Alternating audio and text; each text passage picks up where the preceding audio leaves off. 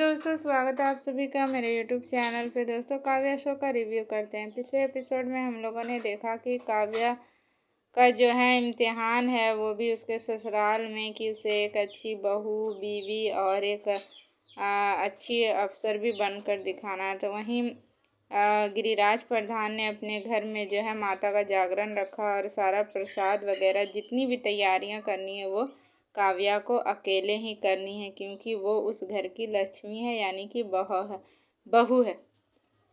तो वहीं काव्या ये सारे काम बहुत ही अच्छे से कर रही है और गिरिराज प्रधान जो है उसके काम में कई सारे अड़चने भी ला रहा है, लेकिन काव्या सभी काम को सही से करने की कोशिश कर रही है।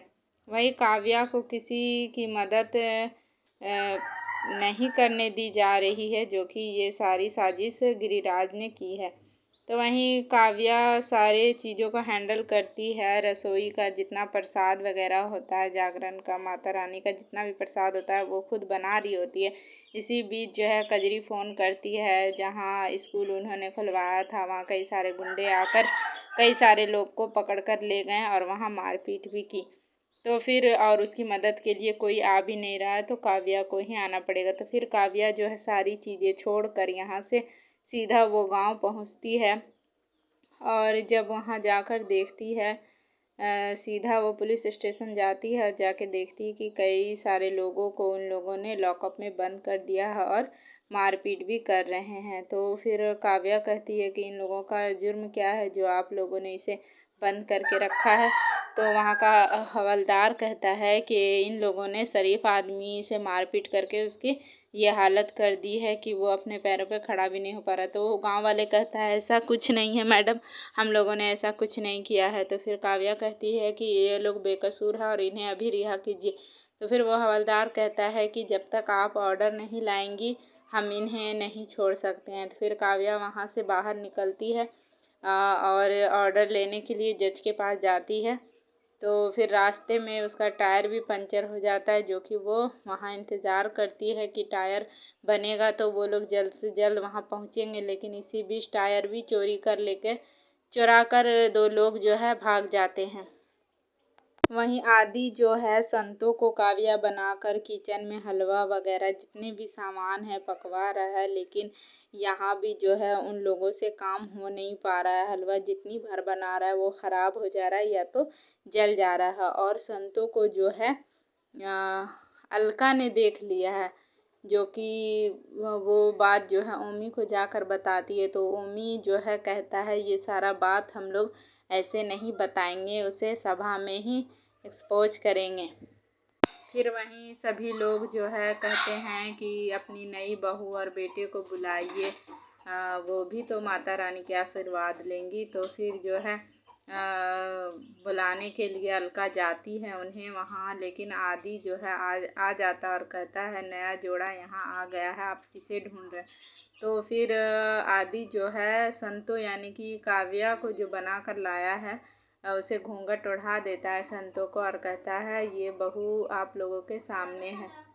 तो फिर सभी लोग कहते हैं घूंघट क्यों डाला हुआ है। तो फिर आदि कहता है कि इसकी माँ ने मन्नत रखा था इसलिए इसने घूंघटा डाला हुआ है, अभी ये घूंघटा नहीं हटा सकती। तो फिर अलका कहती है अब इसकी सच्चाई कैसे मालूम होगी, और गिरिराज प्रधान भी यही सोचता है। तो फिर सभी लोग जो है वहाँ पे कहते हैं कि बहू से हम लोग माता रानी का कुछ गीत सुनना चाहेंगे। तो इसी में अलका कहती है हाँ, और बहुत अच्छा गाना गाती है काव्या, हमने सुना है, जबकि ऐसा कुछ नहीं होता।